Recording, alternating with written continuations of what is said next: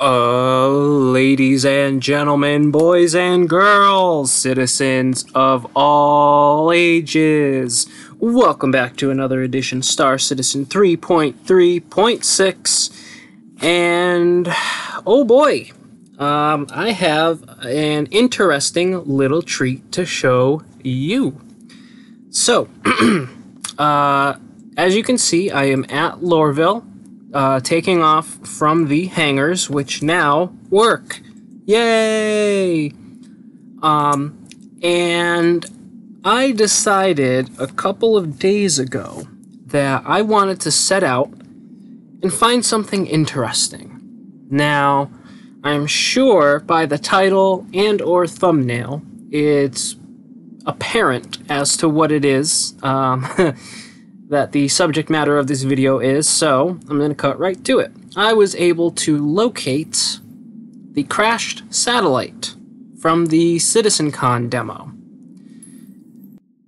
The crashed satellite was so awesome and just beyond what I was expecting at CitizenCon.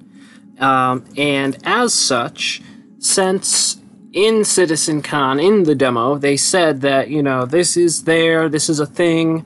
The mission isn't hooked up yet. It's not active. If you go to Clovis Darneely, he has 0 missions for you.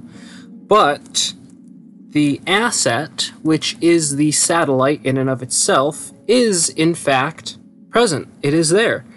What's really cool is you can use scanning to find it. More on that in a little bit.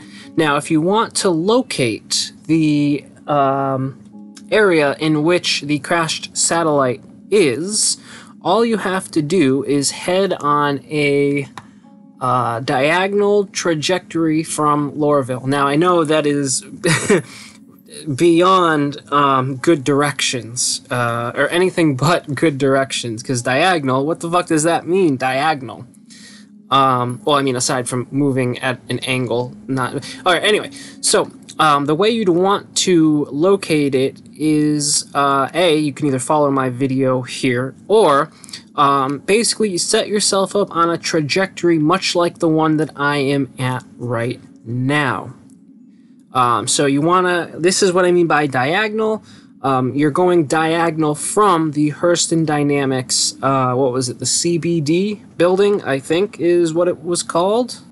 Yeah, I don't remember what it's called. I actually tried to track down the picture that I used for reference, but I'm having a hella hard time locating it. So if I do in fact find it, I will probably go about posting it in the Discord. But for all intents and purposes, what you'd want to do is align yourself kind of in this way, where this is the diagonal I was talking about. So diagonal in regards to the Hurston building, which I've probably already said, but I just want to make sure it's completely clarified. Once you go at kind of about this angle, in fact, I think I'm actually going I should be going more to the left. But that's okay, you will see it shortly. One thing that will help you pinpoint where the satellite is actually using the ping and scanning, which, if you don't know, you enable that by pressing tab. Once that initiates, you hold left click and then release, and then you will be able to scan and ping objects of interest. So you'll be able to find ships that way, and in this case, you'll also be able to find the satellite. So always remember to ping, especially if you're looking for the satellite. As long as you're sending that out, usually, once you get within like 25, 27 kilometers of it, it'll start to ping back. It'll just be like a little box. Again, you will see that in a little bit. Now, a couple things I did want to get out there. If you've seen the Anvil Aerospace video that I did for the anniversary, you might be wondering, well, hey, where's the RSI and the Origin anniversary videos? Well, those expos didn't really show us anything new. Okay, well, The Origin one does have a preview of the reworked 300, but I couldn't really see a reason to make an entire video just to show that one part. It just didn't really seem worth it. I didn't think a lot of people would be interested in it. So I forewent doing the RSI day and Origin day in favor of the crashed satellite. As I said earlier, the crashed satellite mission is not plugged in yet, but we can still venture over to it. Originally, me and one of the guys, well, a couple of the guys from the Discord were playing together in the server, but one of the guys who was with me had a crash, and actually had a couple of crashes and couldn't stay for the entire ride. Now, again, as you can see though, that scanning doesn't have to be right on screen, but it will still show you something that is within the somewhat vicinity, which is really, really nice. Speaking of, I want to give a big shout out to Dark Angel Gaming for the donation. Thank you very much. Putting forth some money towards the Idris Fund. Hopefully, that comes to fruition. I really, really, really want an Idris. Oh, speaking of ridiculously expensive ships, if you didn't know, the Origin 890 Jump apparently is not available to everybody. I was just reading on Reddit, and they said that not everybody has access to pick one up. Apparently, you have to be at least concierge for that to work. I don't know if that is 100% correct, just what I've read on Reddit. And I don't know, that's a little bit weird, especially considering, you know, how expensive that ship is. You'd think, you know, they'd want everybody to be able to have a crack at it, but apparently that's not the case.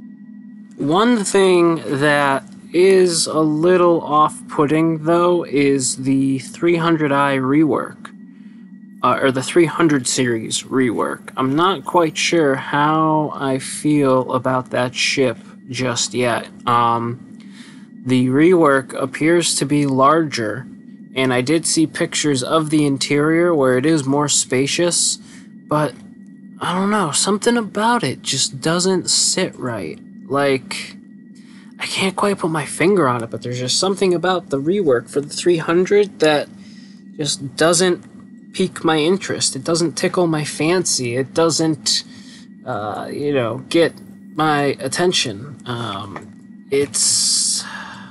And I'm a little bit worried now, to be honest. I'm worried to see how the 350R is going to come out.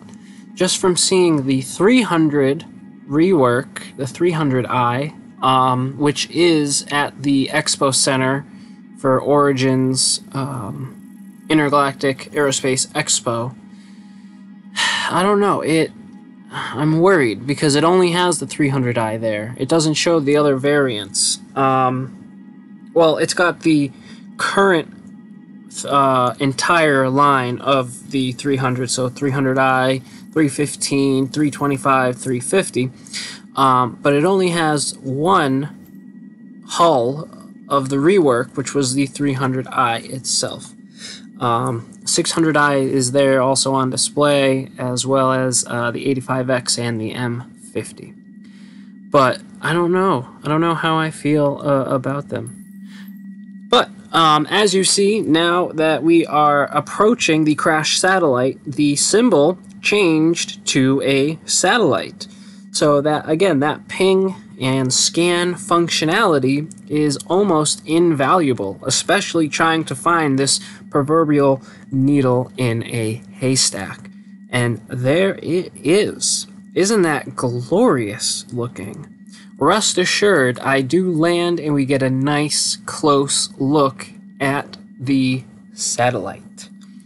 trying to get a couple of beauty shots in here. As you can see, there's a whole lot of debris or ash in the vicinity of the satellite. Excuse me. So that would be one indicator to signify that you are coming within the vicinity of the satellite. So keep an eye out for that aerial debris. Now, a couple of times I've been here previously. This is probably my second or third trip to the crashed satellite. And on the first one or two times, that white debris stuff was actually brownish black, like the stuff that you see closer to Lorville. Maybe it's pollen. I think I remember hearing them say that it might be pollen. But I digress. Without further ado, allow me to show you the soon-to-be mission-centric crashed satellite. Oh, actually, let me raise the ramp first. Okay, there we go. Okay, let me show to you the soon-to-be mission-centric crashed satellite. Oh, wow, that actually kind of seems a lot more anticlimactic than I had thought in my head. So, anyway, here you're going to see I just do a quick loop around the satellite. Well, quick, fucking quotation mark, quick. I did try to pull up the map so that way I could try to show you exactly how far it is from Lorville, but for some reason it wouldn't show the distance or the travel line that you would normally see on the planet, which was weird. I tried a couple different ways to get it to show up, but it wouldn't. The cool thing, though, about this crashed satellite, aside from its visuals, is you can actually climb it. You can mount it like you can in the CitizenCon demo, which I will show you here. Now, this was one of the coolest parts, the fact that this is actually enabled. I missed on that one, but you can actually mount and climb a lot of the ledges, I guess you could call them, right? Those are ledges, which I think is really, really neat. I hope that they add, I mean, it seems like they are. It seems their goal is to add more of these types of interactions in the game, which I am totes all for. I think it would be kind of neat if they added in, I don't want to say parkour because I feel like that would be out of place, but I want to see more agile traversal of objects and obstacles, I think. And here, there we go, I just did a little celebration for making that jump, as if you recall from CitizenCon. I think Glenn had a bunch of difficulties. And as well, I tried to go over to see if the access panel is accessible, which, unfortunately, it is not. But that didn't stop me from trying even more. Again, taking in the damaged states, they did really, really well with this satellite and the debris, and just showing that, you know, this thing had catastrophic damage. And again, I mean, I think it goes without saying just how absolutely gorgeous everything looks. So I come inside of here. I saw that object there. I tried to interact with it, and I tried to open it. Again, alas, no deal. I even pulled out the multi-tool and was hoping perhaps I could cut through those, what are they, fuses or locks or tie-downs, fixtures, I don't know, whatever you'd call them. Again, alas, to no avail. Even tried a little bit of freeform there. But still no dice. And yeah, that's kind of my quick, in relative terms, quick review showing of the crashed satellite from CitizenCon 2018. And yeah, that's about it. There's really nothing on the other side there either, but you know, it still looks really neat. So I think I am going to leave the video here. If you have any questions, comments, concerns, leave them shits right down in the comments section. I will do my best to respond and answer any of those questions you may have. If you like the video, please leave a like, as that lets me know what kind of videos I should keep showing y'all. If you haven't already, you should join the Discord, also down in the description. Whenever possible and whenever the chance arises, I always post more juicy things in there than what I could on YouTube, and there are some really nice upcoming surprises, or at least a upcoming surprise that's already in the Discord. I'll give you a hint. November 28th. Yeah, the mystery thing on the 28th, I have a picture of what it is. So, if you want to see exactly what that is, again, join the Discord. Relatively frequently, I also put out invitations of sorts, if you will, so that way we can join up, play together in the verse. I have a whole bunch of ships. It's almost always fun. Some sort of shenanigans always take place, and it's a good time held by most, if not all. So once again, if you would be so kind to leave a like, and other than that, I'm gonna leave the video here. Thank you very much for watching. All you beautiful bastards out there, you have yourselves a wonderful day, morning, evening, whenever, wherever you just so happened to be. This has been Will, Day Late Gamer, signing off. Love, peace, chicken grease, and hussa!